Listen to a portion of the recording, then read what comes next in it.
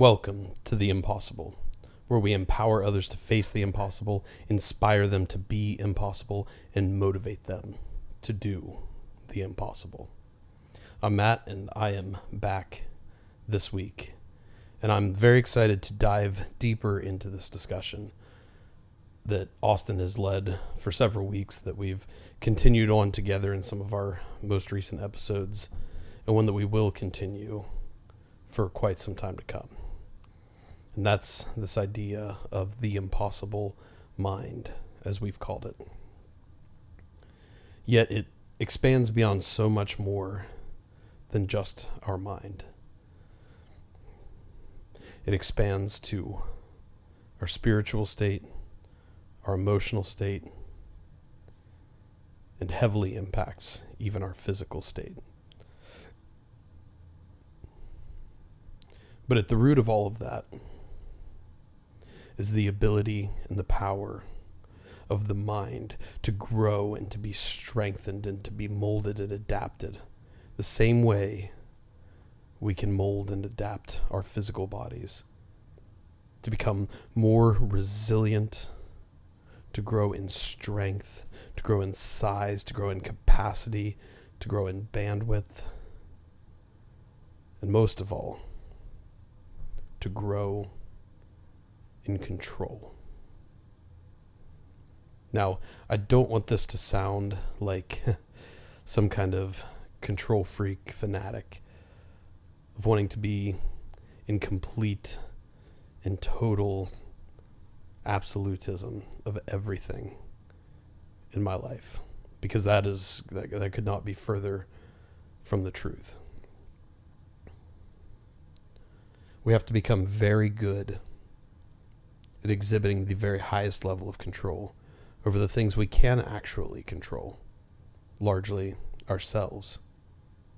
And we have to become even better at letting go that which we exude no control over, largely almost everything around us, everything external to us.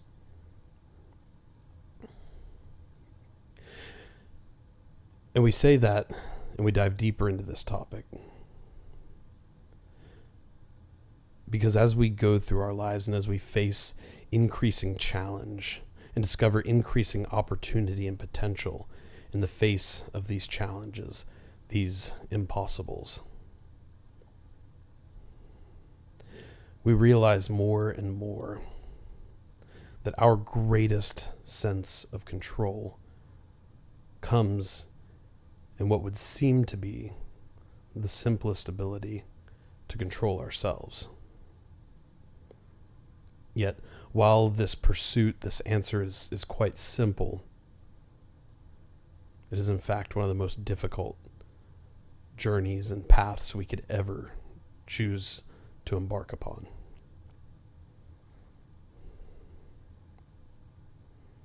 The human mind is an infinitely complex universe.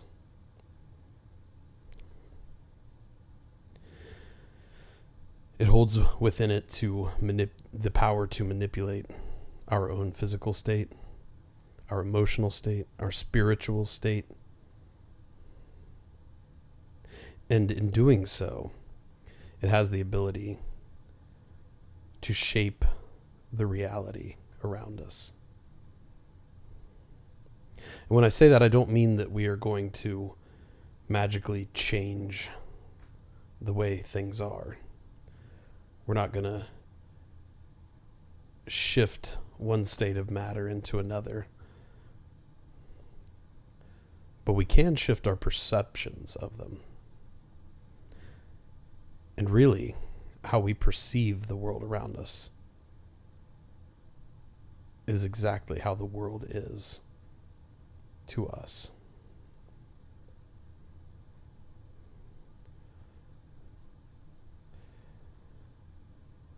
There was a gentleman online one time that said, "We don't see the world as it is. We see the world as we are." And I think this statement holds within it profound truth. because we build ourselves. We create our default tendencies and how we view the world around us. And whatever we decide is true, in that way becomes true for us. If we decide that we are capable of overcoming immense, impossible challenge, things that we never dreamed we would face, things we never even harbored for a second that we would overcome. If we tell ourselves that can't happen, it will never happen. Contrary to that, if we build such a demanding, resolute belief in ourselves, so much to the point that we create an entirely new version of ourselves in doing so. A version who believes in their capabilities, in their potential, despite how illogical, irrational it may seem. Even if we don't succeed in overcoming that challenge, we will grow infinitely farther on that journey than we ever dreamed possible or ever could have achieved with the former mentioned mindset. And this is why it's so important to learn and to build the skills of gaining control over these domains of our existence. The domains of the body, the mind, the spirit, and the emotion. And all four interplay into each other. All four are crucial for manipulating this perception we have in the world, and thus manipulating the very fabric of our reality and everything we do in this lifetime.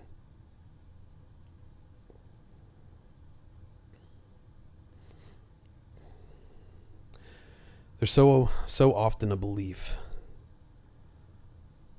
that we are a result of our circumstances, that the experiences, the challenges, the highs and the lows of our lives are what shape us into who we are.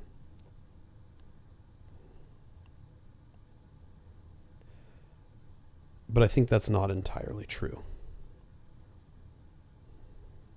While these experiences, these challenges, these opportunities, life's greatest and most sorrowful moments, while they certainly hold heavy and decisive impact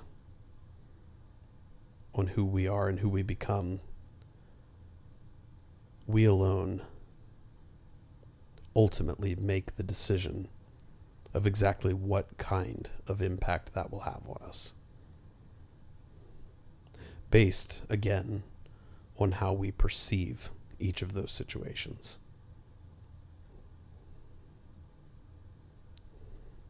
Because for a long time, I was running.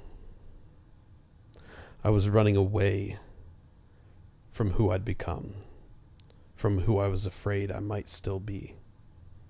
Post-cancer treatment, post-ECMO, post-demonic and horrific hallucinations, as I slipped between that ever so fine plane of life and death. After all of this, I was left in the deepest state of fear the human soul can possibly experience. I never wanted to face the reality of what I had experienced. I never wanted to face the reality of who I was afraid I had become. And I most certainly could not face the reality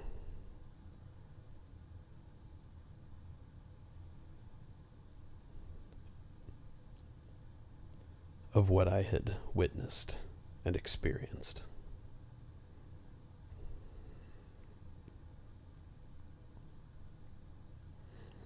those experiences shaped me. Those experiences changed me to my core. And for a long time, those very experiences pushed me deeper and deeper down a darker and darker and more self-destructive path. Until one day, for no particular reason whatsoever,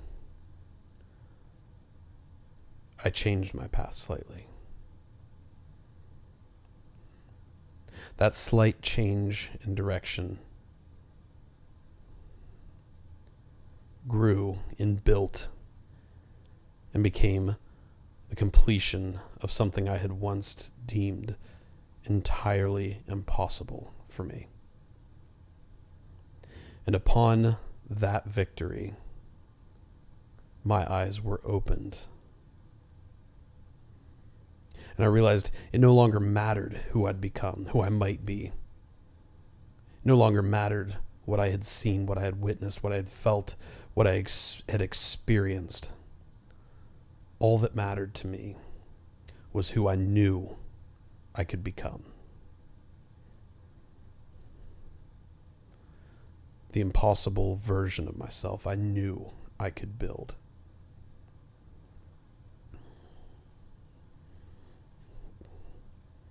And from that moment on, that became my life's greatest mission, my life's greatest pursuit.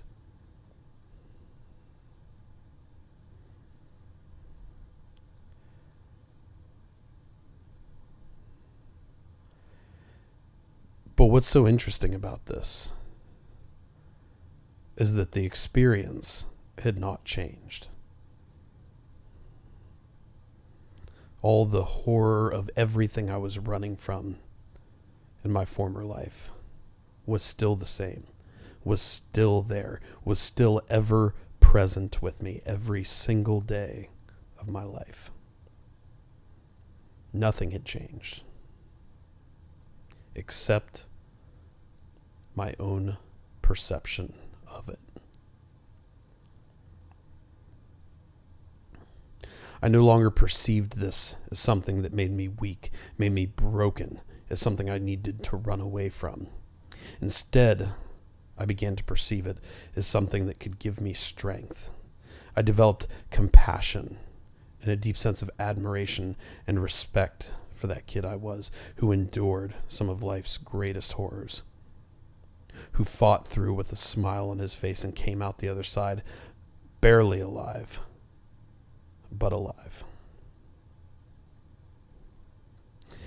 And while the experiences didn't change, when I changed the way that I thought about them, that I internalized them, that I used them for drive in the path that I was on, it changed everything for me.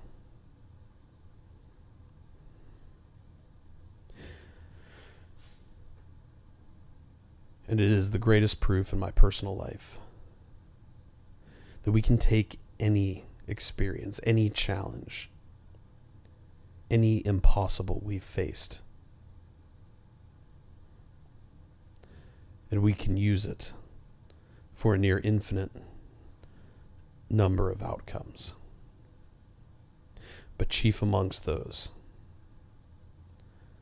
we can either use it to drive us down an even darker and more negative path that knows no end, only resulting in self-destruction, or no matter how painful, how mournful, how harrowing it might seem, we can use it to give us drive. To give us drive in knowing who we are, what we've overcome, and most importantly, who we can build in this pursuit of the impossible.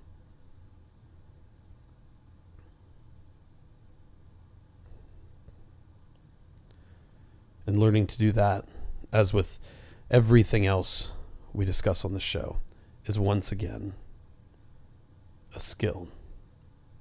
And it's a terribly difficult skill to develop. And in fact, it's taken me now over 8 years to even feel like I'm getting a foothold. Yet it is the thing that has changed my life, opened more opportunity, and given me a greater sense of all aspects of life than anything else I've pursued.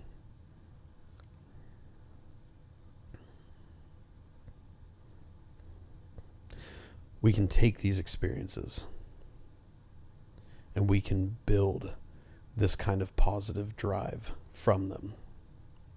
The experience doesn't have to change. The experience itself almost becomes irrelevant with such a realization. And what becomes relevant, what becomes meaningful, what becomes the only thing that impacts you in the moment and in the future is how you choose to perceive those challenges, that history, whatever it is you have battled through. That's what becomes relevant.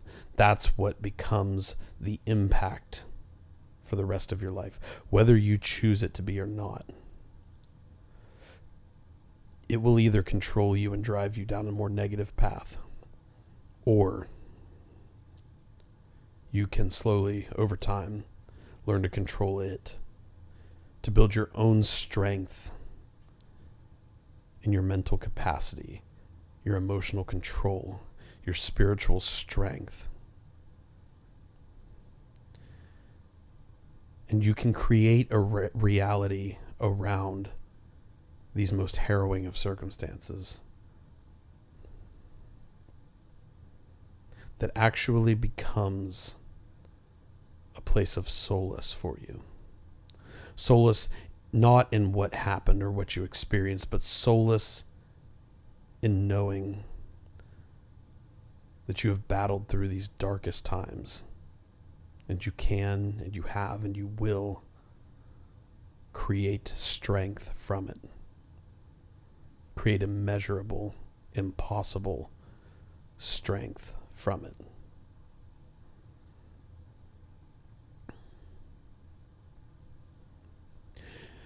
And when we can control these situations in our lives, these greatest of challenges,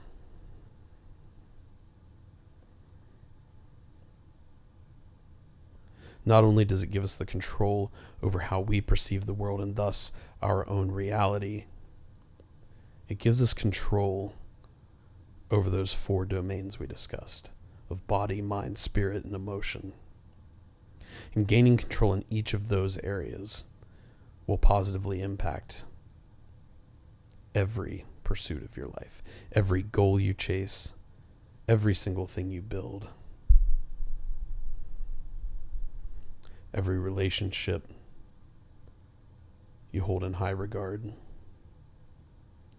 every word you speak, every thought that comes to your mind, every inherent emotional response you feel.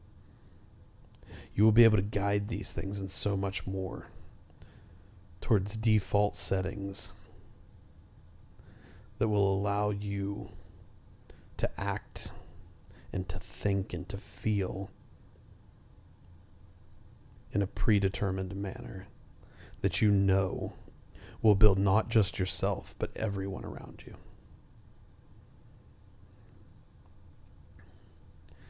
And this path starts simply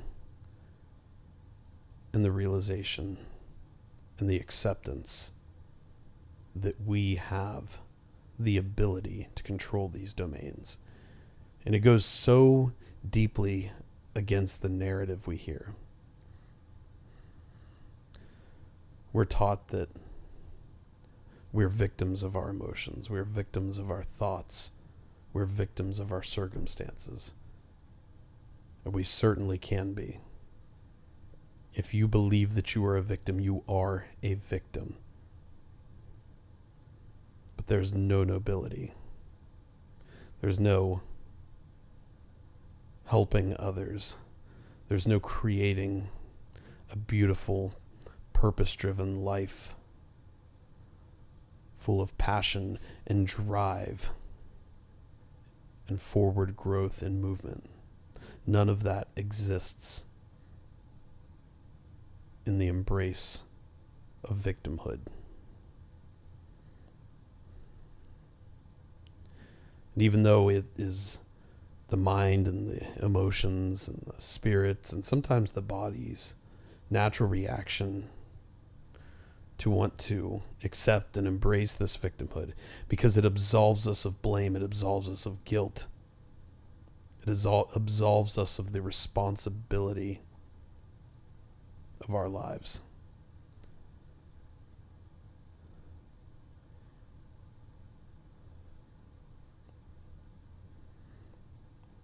There is no lasting peace or joy or benefit to choosing this state of existence.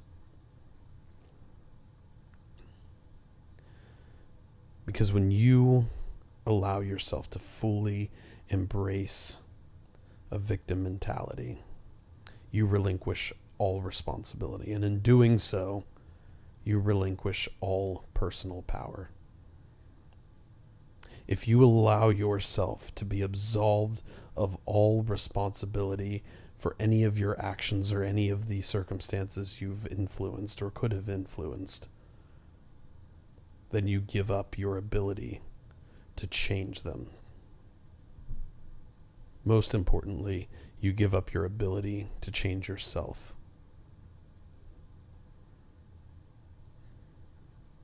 And when we've done that,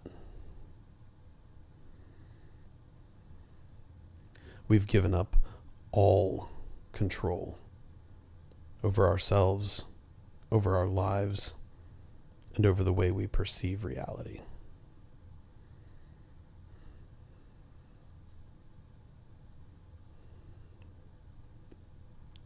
Similar to what Napoleon Hill discussed in his book Outwitting the Devil, where he brings to life quite a realistic character in the devil.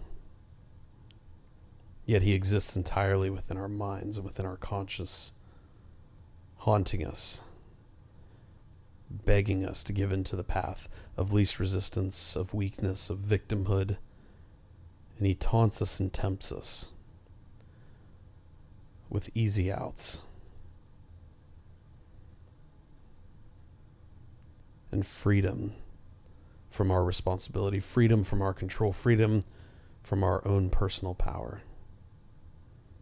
And when we relinquish it, he wins.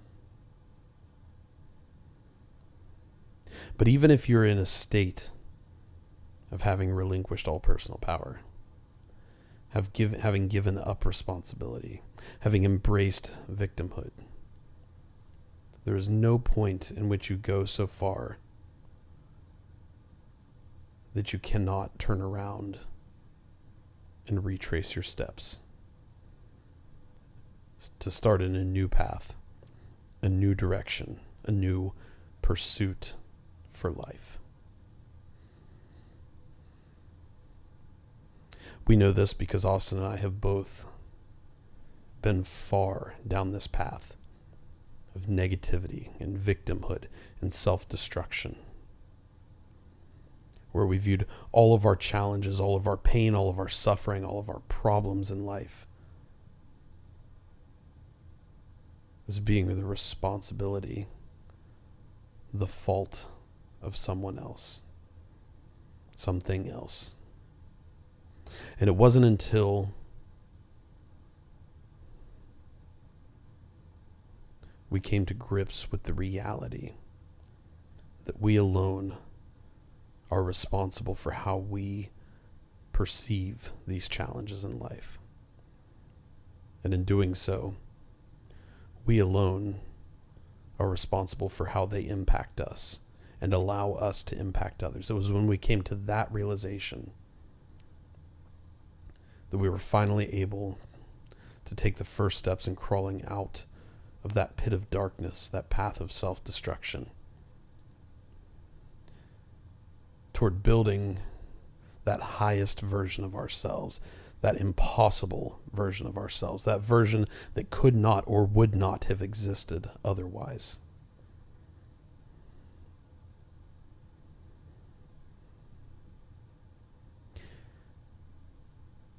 And in creating those people, we have been given the very greatest gifts we've experienced in our lives.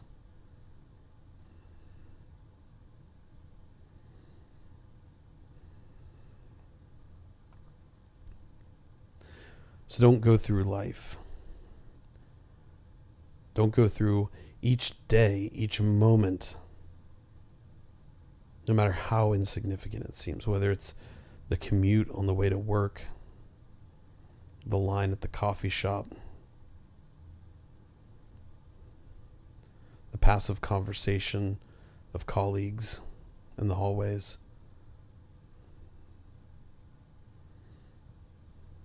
Learn that you have control over your mental, emotional, spiritual, and physical state in these instances, these moments.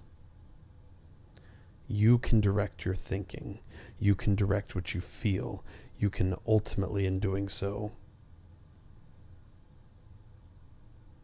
correct your actions.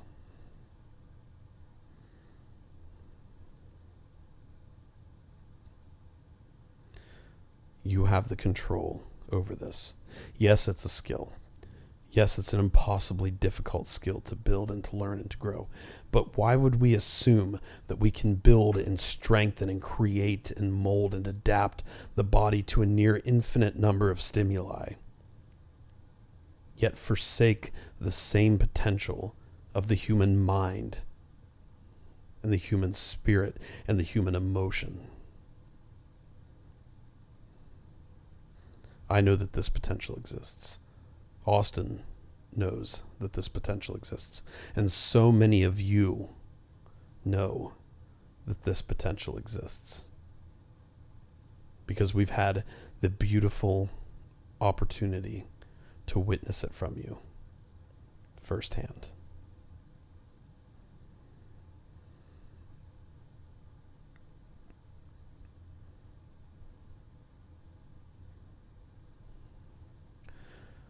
This is an area that has been quite heavily neglected by large amounts of society today. And I'm not entirely sure why. But I don't know that that answer is even relevant in this case. Because what I do know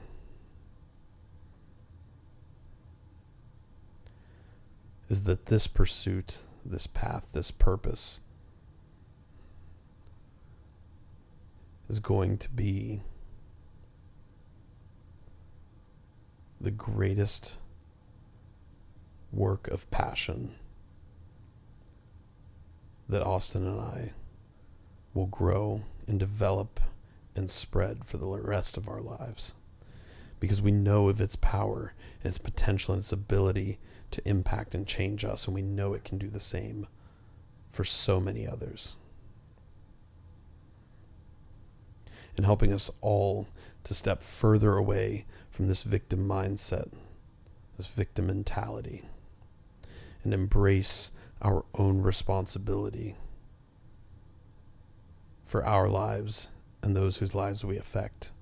And in doing so, we accept a greater amount of personal power, personal control, personal influence, and personal growth and development and impact than we've ever been able to foster in our lives before.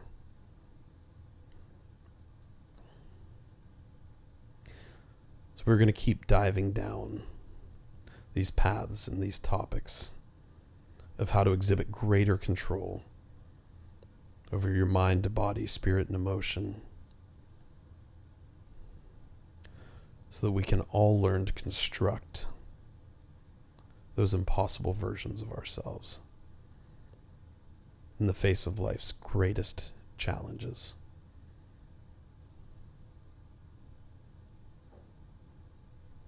And in doing so, we live out our very vision that we have for the world in which we're striving every day to create.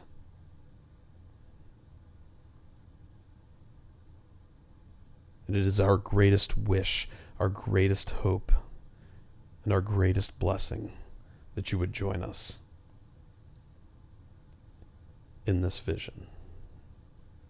Because at Impossible Performance, we are striving to build a global culture of strength, fostering a spirit of growth in constant pursuit of the impossible. Thank you for listening. Thank you for sharing this message with others. Most especially, and as always, be impossible.